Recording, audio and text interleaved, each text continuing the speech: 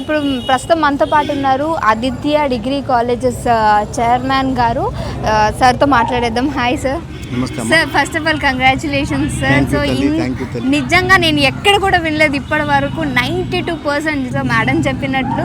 So మొత్తం ఓవరాల్గా మన దేశంలోనే చూసుకోవచ్చు ఈ ఆదిత్య గ్రూప్ ఆఫ్ కాలేజెస్కే సొంతం అవుతుంది. సో ఎట్లా అనిపిస్తుంది సార్ మీకు? ఇదేమి కొత్త కాదు మాకు. ఎప్పుడు కూడా అంటే నా లక్ష్యం ఏంటంటే ఆ 8+ స్టూడెంట్స్ ఎందుకు మిస్ అవ్వాలి, 100% స్టూడెంట్స్ ఎందుకు ప్లేస్మెంట్ రాకూడదు అనేదే మా లక్ష్యం. ఎందుకు చేతనంటే ఒకే విజన్ తోటి మేము స్టార్ట్ చేశాను డిగ్రీ కాలేజీలు అనేవి. ఏ విద్యార్థి తెలుగు తక్కువవాడు కాదు. ప్రతి విద్యార్థి కూడా డిగ్రీ చదివిన తర్వాత ఒక చేతితో డిగ్రీ మరొక చేతితో కనీసం 2-3 ఉద్యోగాలు తీసుకెళ్లాలంటే ప్రయత్నం చేస్తూ ఉన్నాము. అందుచేతే డిగ్రీ స్టార్టింగ్ డే నుంచి కూడా ఎండింగ్ డే వరకు కూడా మేము CRT కోచింగ్ అంటే క్యాంపస్ రిక్రూట్మెంట్ ట్రైనింగ్ ఇవ్వడం జరుగుతుంది.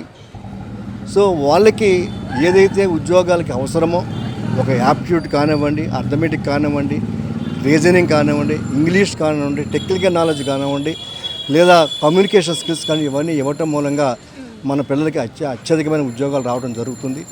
మంచి ప్లేస్మెంట్ కూడా, మంచి శాలరీ కూడా, ప్యాకేజ్ కూడా రావడం జరుగుతుంది. సార్, అంటే మనకి ఇంజనీరింగ్ తర్వాతనే ప్లేస్మెంట్స్ అనేది మనం వింటూ ఉంటాము. బట్ మీకెందుకు అనిపించింది సార్ మన కాలేజ్లో డిగ్రీ తర్వాత పెట్టాలి? అంటే ఏంటంటే యాక్చువల్గా మనకి ఇంజనీరింగ్ కాలేజీ కూడా ఉంది. ఒక if you go back for 15 years మనం వెళ్ళినట్టయితే అప్పట్లో కేవలం ఈ యొక్క క్యాంపస్ రిక్రూట్మెంట్స్ అనేవి, క్యాంపస్ ప్లేస్మెంట్స్ అనేవి కేవలం ఇంజనీరింగ్ కాలేజ్ స్టూడెంట్స్ మాత్రమే వచ్చి ఉండేవి. డిగ్రీ కాలేజీకి వాళ్ళు వచ్చేవారు కాదు. నాకు ఒక బాధ ఉండేది ఒక కరస్పాండెంట్గా, అయ్యో డిగ్రీ కాలేజీ వీళ్ళని చదివిస్తున్నాము, వీళ్ళు కూడా అద్భుతమైన కోర్సులు చదువుతున్నారు, వాడు C లాంగ్వేజ్ చదువుతున్నాడు, వీడు C లాంగ్వేజ్ చదువుతున్నాడు, వాడు DBS చదువుతున్నాడు, వాడు డేటాబేస్ చదువుతున్నాడు, వాడు పైథాన్ చదువుతున్నాడు, వీళ్ళు పైథాన్ చదువుతున్నారు. సో డిగ్రీ కాలేజ్ స్టూడెంట్స్ ఏ విధంగా ఇన్ఫీరియర్. ఉదాహరణకు BCA తీసుకుంటే is almost equal to BTech. బీటెక్లో 26 సబ్జెక్ట్స్ ఉంటే మనకి BCAలో 23 సబ్జెక్ట్స్ ఉన్నాయి.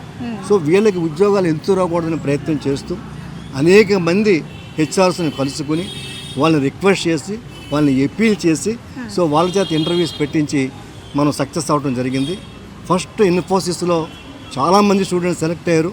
అక్కడ నుంచి ఇప్పుడు మేము ప్రతి కంపెనీకి మేము ఇన్ఫర్మేషన్ పంపించి, అయ్యా మా దగ్గర 8,000 మంది స్టూడెంట్స్ ఉన్నారు, ఇంతమంది కంప్యూటర్ సైన్స్, ఇంతమంది బయోటెక్నాలజీ, ఈ విధంగా ఇంతమంది మేనేజ్మెంట్ అని చెప్పి వాళ్ళకి పంపించి వాళ్ళ కంపెనీస్ ఇన్వైట్ చేసి ఇక్కడ క్యాంపస్ డ్రైవ్ కండక్ట్ చేసుకుంటూ వాళ్ళకి ఉద్యోగాలు రావడం జరుగుతుంది.